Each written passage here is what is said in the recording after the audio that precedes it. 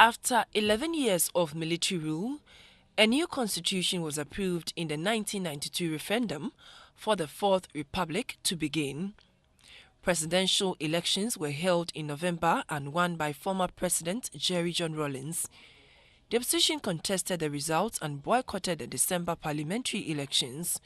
As a result, Rawlings's National Democratic Congress (NDC) won 189 out of the 200 seats in parliament. Mr. Kingsley Sumani Bagbin was one of those who entered the first parliament under the Fourth Republic. I was called upon by some elders to come in. Let me say that we all admired at that time the principles that were espoused by the former President Jerry John Rawlings. And he was not only talking, he was also walking his talk. And so as young people were attached to him and went around with him. And so when we were told that he was forming a party, a lot of us got glued to him. He takes the news team through the initial challenges the first parliament faced and how the members performed their responsibilities despite the constraints. After the elections, we had no premises called Parliament House. It was the old Parliament House had been encumbered by a lot of government departments. Apart from that, the number had increased. We are now 200 members of parliament instead of about 140. There were no residential facilities for members. And so I recall that in the early 1993, a lot of members used to live at the University of Ghana, many of the halls, because by then the students had gone on strike. And so there were spaces there for MPs to use as their residential facilities. They used to be brought to the parliament using the then famous Tata buses from India as a group. This is how we started. He rose through the ranks to serve as majority and minority leaders for his side. His role was not limited to the House alone.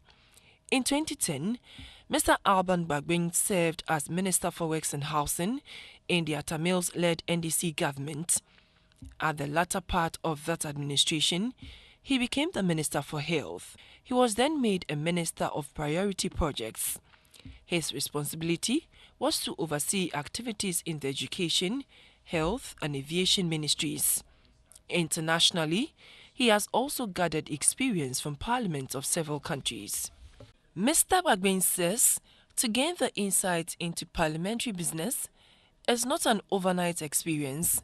According to him, he needed to start from the scratch and relied on other international parliamentary associations like the Commonwealth Parliamentary Association. Aside from his role in parliament, he had to meet the demands of his constituents.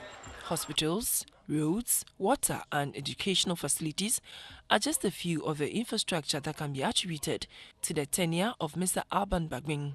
The seasoned lawmaker said an MP needs the support of the state if he can perform the role effectively. How you run and manage your constituency is nobody's business. It's yours. You are not funded like many parliaments, including the Parliament of Zimbabwe.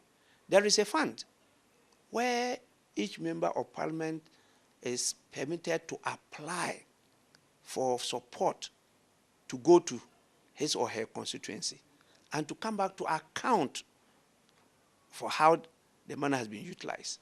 And even in Zimbabwe, members of parliament are given offices in their constituencies, and they are funded and supported by the state. He explained that his role in parliament has affected his personal life.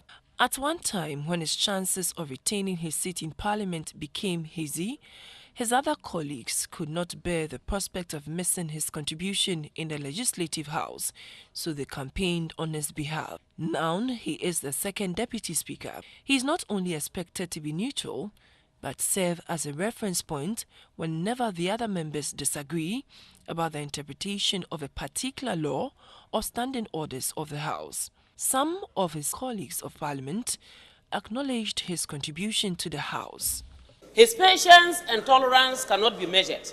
His knowledge of activities and parliamentary proceedings cannot be underestimated.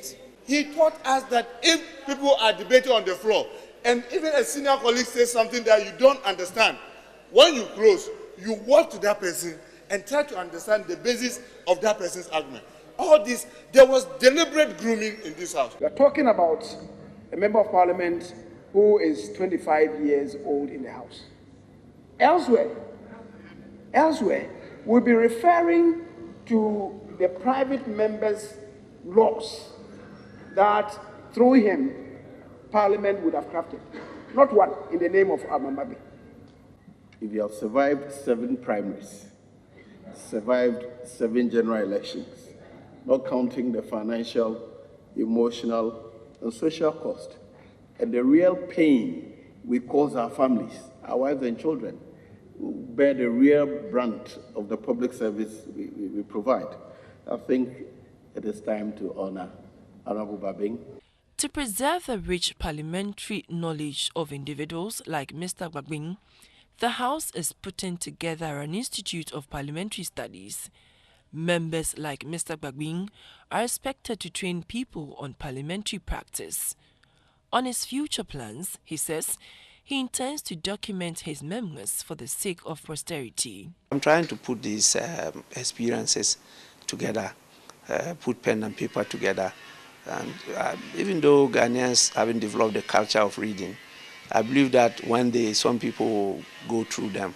He could not say when he will finally call time on his parliamentary career.